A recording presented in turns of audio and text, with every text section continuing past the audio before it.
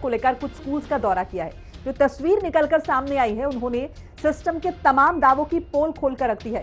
ये तस्वीरें सिर्फ बोल नहीं रही, ये चीख रही हैं, चिल्ला रही हैं, सिस्टम की बदहाली पर आंसू बहा रही हैं, लेकिन सुनने वाला कोई नहीं है।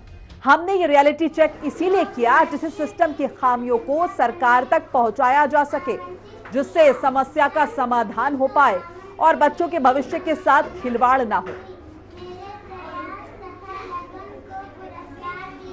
अब जरा स्कूल की जर्जरता को देखिए। ये स्कूल की छत नजर आ रही है, क्लासरूम की छत जो कि जर्जर स्थिति में है, प्लास्टर उखड़ चुका है।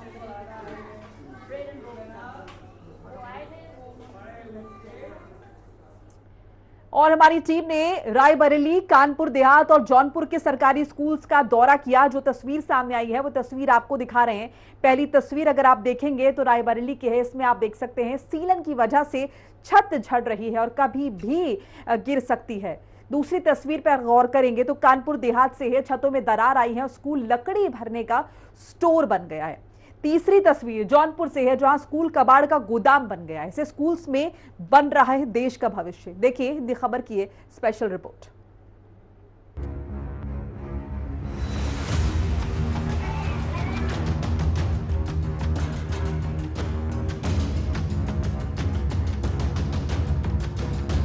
यूपी सरकार शिक्षा के क्षेत्र में बड़े बड़े दावे करती रही है। मिशन प्रेरणा, डिजिटल इंडिया, स्मार्ट क्लासरूम और टैबलेट वितरण जैसे वादों ने सुर्खियां बटोरी, लेकिन जमीनी हकीकत इन दावों से कोसों दूर है। रायबरेली, कानपुर देहात और जौनपुर के सरकारी स्कूलों की जर्जर इमारतें बच्चों के भविष्य और उनकी जान दोनों को खतरे में डाल रही हैं। हिंदी खबर के ग्राउंड जीरो रियलिटी चेक ने सच्चाई को सभी के सामने उजागर कर दिया। बेसिक शिक्षा विभाग की लापरवाही और ढुलमुल रवैया हादसों को दावत दे रहा है। रायबरेली के सरकारी स्कूलों की स्थिति देखकर आपके रोंगटे खड़े हो जाएंगे। हिंदी खबर की टीम जब कंपोजिट विद्यालय किला बाजार पहुंची तो वहां का नजारा चौंकाने वाला था। मुख्यमंत्री के निर्देशों के बावजूद जर्जर भवनों में बच्चे पढ़ने को मजबूर हैं। छतों से प्लास्टर गिर रहा है, दीवारें चटक चुकी हैं और बरसात में पानी टपकता है। शिक्षकों का कहना है कि 2 साल पहले ही खंड शिक्षा अधिकारी और जिला बेसिक शिक्षा अधिकारी को सूचित किया गया, लेकिन कोई कार्रवाई नहीं हुई।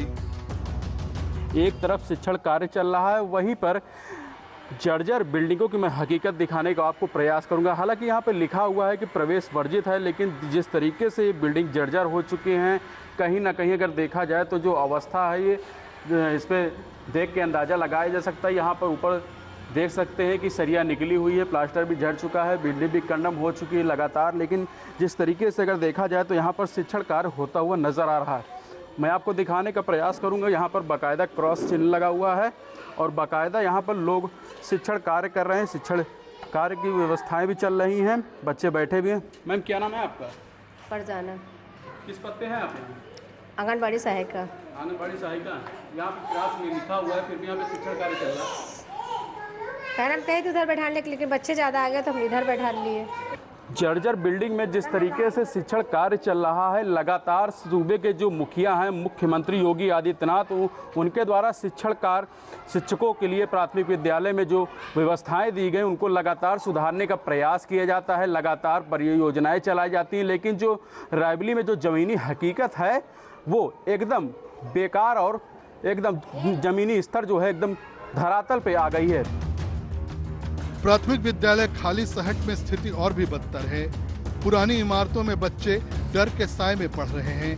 प्राथमिक विद्यालय खागीपुर सड़वा में तो बच्चे बिजली की तारों के नीचे बैठकर पढ़ाई कर रहे हैं, जहां हर पल हादसे का खतरा मंडराता है। शिक्षकों ने बार बार बताया कि बार बार शिकायत करने के बावजूद विभागीय अधिकारी कान में रुई डाले बैठे हैं। लगातार तरह तरह की योजनाएं चलाई जाती हैं, तरह तरह की चीज़ें डिक्लेयर की जाती हैं, लेकिन मैं आपको तस्वीरों में दिखाने का प्रयास करूंगा कि किस प्रकार से जहां रायबरेली में जान जोखिम में डालकर छात्र छात्राएं हैं, शिक्षक हैं यहाँ पर, और क्या चीज़ें सर सामने आ रही देखा जा रहा है कि खुला तार लगा हुआ है और यहाँ पर छात्र छात्राओं को काफ़ी दिक्कतों का सामना करना पड़ता होगा। जी सर, हमारे विद्यालय की ये बिजली की जो समस्या है काफ़ी पुरानी है, जिसके बारे में हमने अपने उच्च अधिकारियों, ब्लॉक के अधिकारी और बिजली विभाग के कटघर फीडर, जिनसे मैं खुद प्रार्थना पत्र लेकर के उनसे व्यक्तिगत मिला और उनसे विनम्र निवेदन किया कि सर हमारे यहाँ विद्यालय में 11,000 की लाइन है, जिससे आए दिन पशु पक्षियों की दुर्घटनाएं कई बार हो चुकी हैं। बिजली विभाग को वो अपने उच्च अधिकारियों बीओ की बात की जाए या फिर जिला बेसिक शिक्षा अधिकारी की बात की जाए तो उनको सूचना दी गई है, लेकिन तस्वीरें साफ तौर से बयां करती हुई नजर आ रही हैं कि किस प्रकार से खुले तार के बीच अब यहाँ पर जो बच्चे हैं वो शिक्षा ग्रहण करते हुए नजर आ रहे हैं। कहीं ना कहीं अगर देखा जाए तो ये बच्चे जान जोखिम में डालकर शिक्षा ग्रहण करते हुए जरूर नजर आ रहे हैं। अब देखने वाली बात है, खबर दिखाए जाने के बाद जो रायबरेली का बेसिक शिक्षा विभाग है क्या हरकत में आकर इन समस्याओं का निराकरण करता है। जौनपुर और कानपुर देहात के सरकारी स्कूलों की ये बदहाली सिर्फ कुछ जिलों की कहानी नहीं है, बल्कि पूरे उत्तर प्रदेश की शिक्षा व्यवस्था की पोल खोलती है। जमीनी स्तर पर बच्चों की सुरक्षा और शिक्षा की गारंटी कितनी है, आप इन तस्वीरों से अंदाजा लगा सकते हैं। सांपों का डर, टूटी छतें और चटकी दीवारों के बीच पढ़ाई करने वाले बच्चे, क्या यही न्यू इंडिया का सपना है?